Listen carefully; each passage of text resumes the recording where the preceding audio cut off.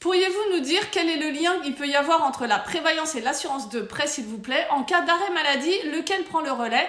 Un seul, les deux? Merci pour vos précisions. Alors, si tu es salarié, tu as normalement une prévoyance par ton entreprise. Cette prévoyance, donc ça vous pouvez, normalement vous l'avez signé et vous pouvez demander les tableaux de garantie pour voir à quelle hauteur de ton salaire en arrêt maladie tu vas percevoir. Il y a des conventions sur lesquelles c'est 100% de ton salaire net et d'autres, on va prendre en charge peut-être 65%, 70, 80, bref, ça dépend de pas mal de choses. Si tu es en accident du travail, normalement il n'y a pas de perte puisque ta prévoyance va prendre en charge ton arrêt pour accident du travail. Et ensuite, c'est là que tout va prendre son sens sur l'assurance de prêt, ou pas.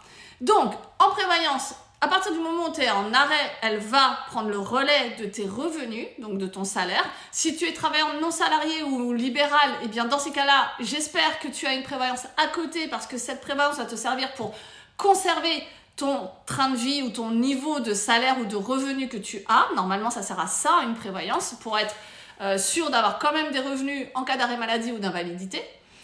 Et l'assurance emprunteur, eh bien c'est soit elle va être en fonction de la perte réelle de revenus, c'est les contrats qu'on dit indemnitaires et c'est ceux que je ne vous conseillerais pas de prendre. Donc si tu as un contrat d'assurance de prêt en indemnitaire, si tu n'es pas en arrêt maladie ni en invalidité et que tu t'en rends compte, il faut changer ton contrat.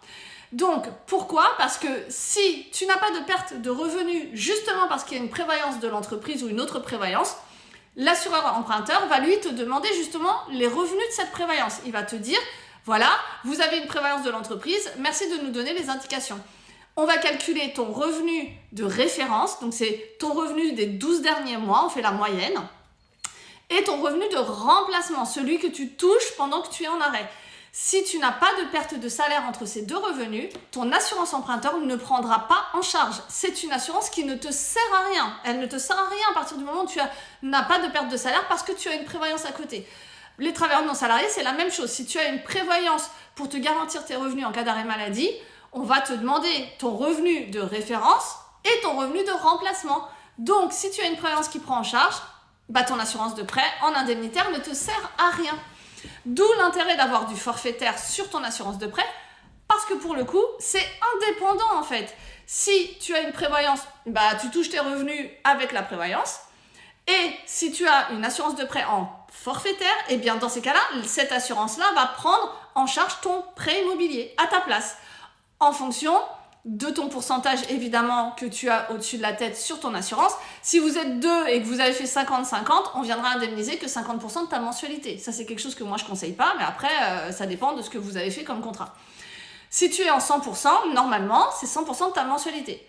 Donc ça, le forfaitaire, c'est ce qu'il y a de mieux et c'est ce qu'il te faut, que tu aies une prévoyance ou pas, ça permettra quand même de prendre en charge le prêt immobilier. Et si tu as une prévoyance en même temps, ça te permettra juste d'avoir le prêt immobilier d'un côté et tes revenus pour ta vie courante du reste, pour faire tes courses, bref, on s'en fiche.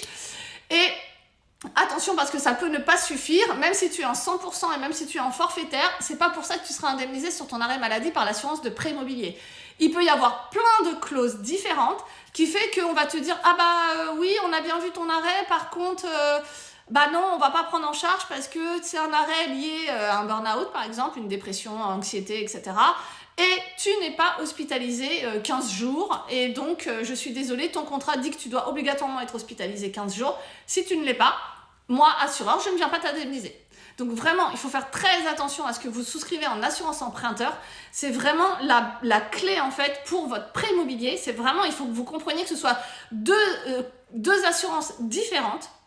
Dites-vous peut-être qu'elles n'ont pas le même objectif, d'accord? La prévoyance, elle va te servir à conserver tes revenus, conserver effectivement ton train de vie et puis pouvoir payer tes factures, tes courses.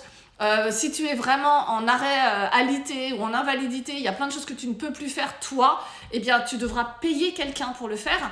Et dans ces cas-là, tu seras bien content d'avoir et ton prêt immobilier pris en charge par l'assurance de prêt et ta prévoyance qui te permet de conserver tes revenus pour prendre quelqu'un pour payer ce qu'il y a à payer. Voilà.